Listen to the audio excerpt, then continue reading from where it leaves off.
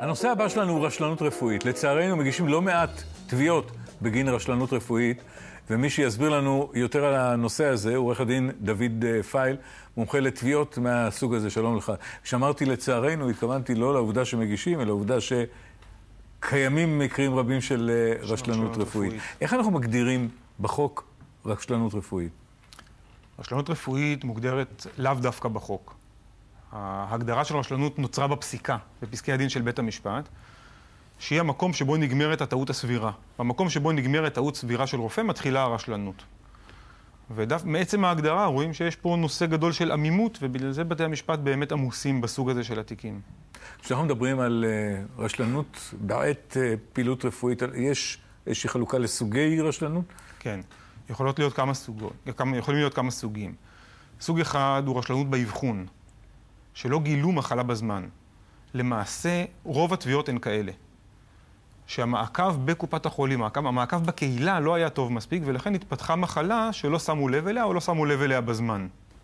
פה זה נראה לי כמעט בלתי אפשרי לתבוע. מגיע רופא קופת חולים, שיש לו בערך 7 דקות להיות עם כל פציינט, שמתוך 7, 4.5 הוא נמצא ליד המחשב. איך אפשר לדרוש ממנו להבחן מחלה ממארת כשהסימפטומים הם עוד לא קיצוניים? אז הרבה פעמים באמת התביעה במקרים כאלה היא נגד קופת החולים.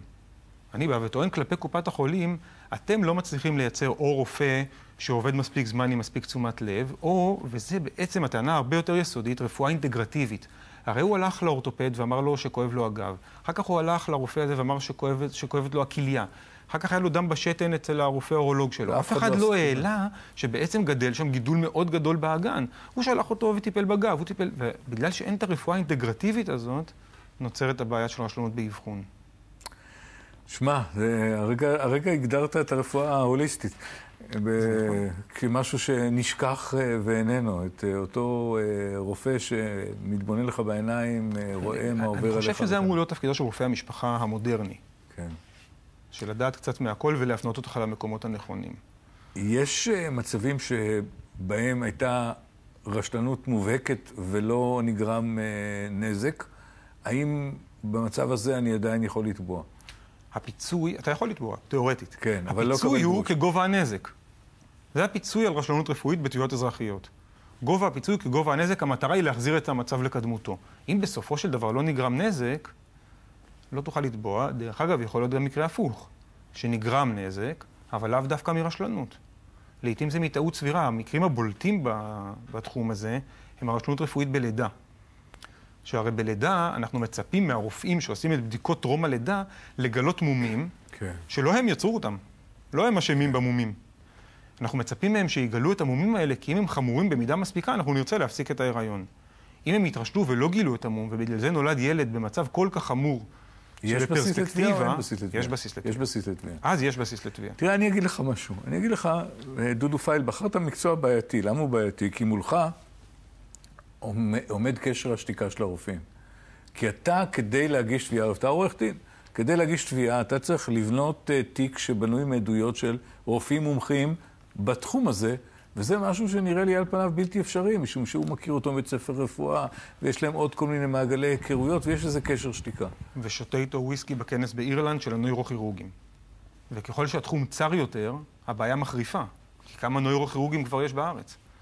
וזו באמת בעיה מאוד מאוד קשה. הייתה תקופה ששקלנו לייבא מומחים מחו"ל לצורך התביעות האלה, אם התביעה מצדיקה את זה מבחינת גודל. לפעמים הפתרון הוא למצוא מומחים שיצאו לפנסיה.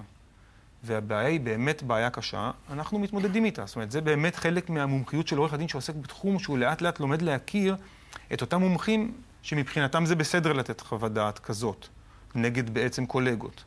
אבל זה בפירוש לא קל. בעצם, אם בודקים, ואני טיפה אספתי חומר, כמעט שום משפט לא מגיע למיצויו. כלומר, אין שם פסק גזר דין, אלא יש בדרך כלל איזושהי פשרה בין חברת הביטוח, הרופא לבינך. אחוז מאוד מאוד גדול של התיקים מסתיים בפשרה, גם אם לפעמים הפשרה היא כל מה שאני רוצה. לפעמים הפשרה שאני מקבל היא כל מה שרציתי. אבל גם אז יהיה הסכם פשרה שהסכום גבוה ככל שיהיה. הוא ניתן לפנים משורת הדין ומבלי להודות בשום טעות. זה מאוד חשוב למערכת הרפואית שלא יתפרסמו פסקי דין כאלה. ומבחינת הלקוח זה משרת את האינטרס שלו. אגב, עכשיו שמענו שבבית חולים כרמל יש היום נוהל חדש, כמו לפני טיסה, פסק זמן הם קוראים לזה, הם אוספים את כל הצוות הרפואי לפני הכניסה לחדר ניתוח, עוברים על התיקים, בודקים שזה הכליה הימנית, או שצריכה להיות מנותחת ולא השמאלית, וכן הלאה וכן הלאה, ואיזה רגישויות, ואיזו אנטיביוטיקה מותר ואסור, ושיבורכו על זה. תודה רבה לך. דודו פייל. תודה רבה, עורך דין דודו פייל.